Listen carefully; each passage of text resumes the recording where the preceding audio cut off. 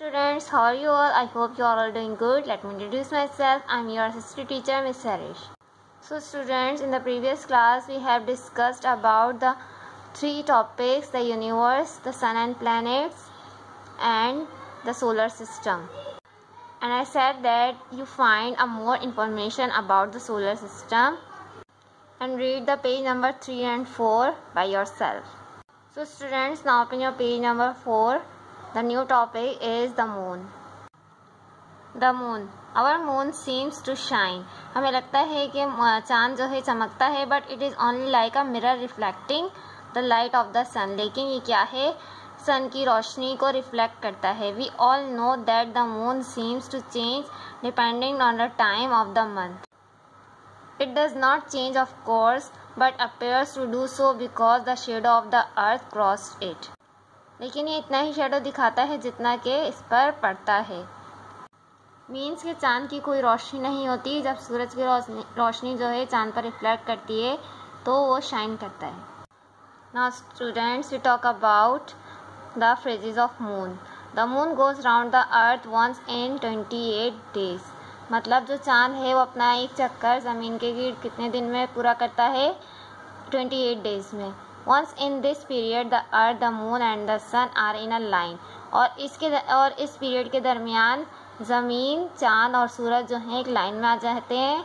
If the moon is between the earth and the sun, there will be no light to reflect, so that we say there is no moon. जब चाँद जो है ज़मीन और सूरज के दरमियान में आ जाता है तो क्या होता है? जब लाइट उस पर नहीं पड़ती तो हमें क्या लगता है कि चाँद मौजूद नहीं है. Sometimes we can see a little ring of light round the edge of the moon. और कभी कभी हमें ऐसा लगता है कि बिल्कुल गोल सा रिंग है, चांद मौजूद नहीं है. Which we call moonshine. और हम उसे कहते हैं क्या? Moonshine. So students, look at the diagram. When the new moon appears, ये new moon है. It is a crescent shape. मतलब ये इसका बहुत crescent सा शेप है, बहुत पतला सा. A week later, एक हफ्ते बाद, the moon will be at right angle to the earth sun line, so that we see half of it shining. मतलब पहले जो है फुल मून कैसा होता है? एक रिंग लाइट शो करता है. फिर उसके बाद क्या होता है? क्रिसेंट सा, बिल्कुल थिन सा जो है शेप बना लेता है, पतला सा. उसके बाद क्या होता है? एक हाफ शेप में कन्वर्ट हो जाता है moon.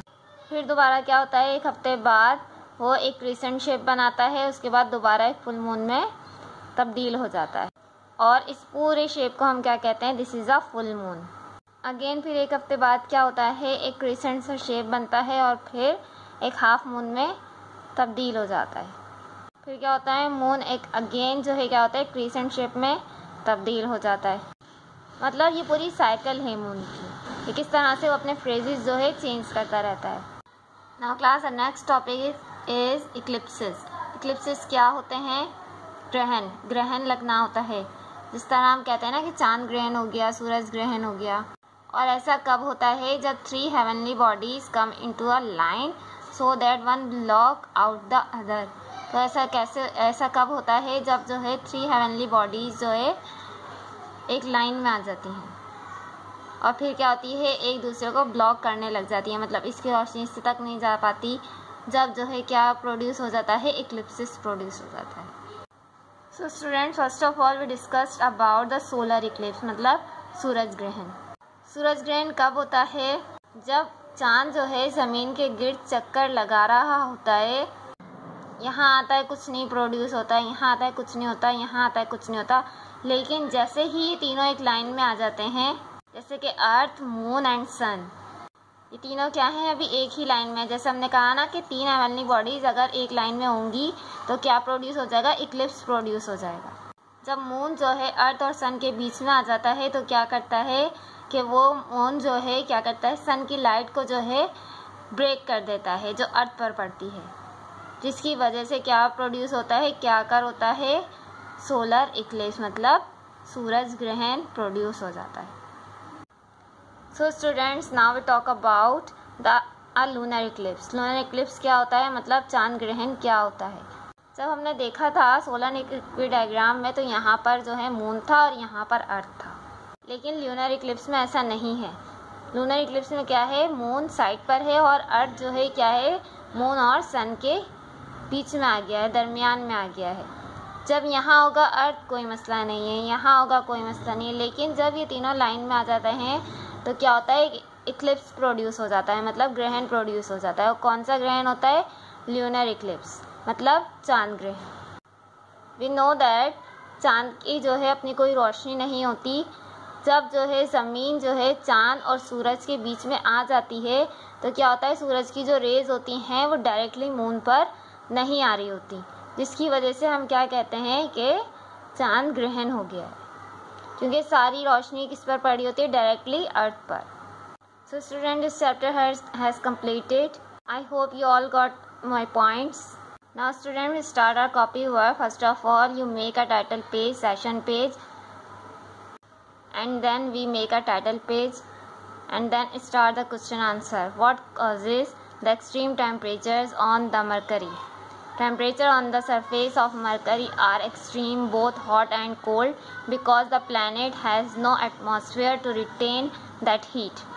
Question number 2 is, how have the Hubble telescopes helped scientists? Hubble has helped scientists learn about our solar system. The telescope observes comets and planets, also understand how planets and galaxies form. What is universe? The universe is everything. It includes all of space, and all the matter and energy that space contains, full stop. It even includes time itself, and of course it includes you. Now students, the question answer of this chapter is continue. We will write in the next class. Take care till then. Allah Hafiz.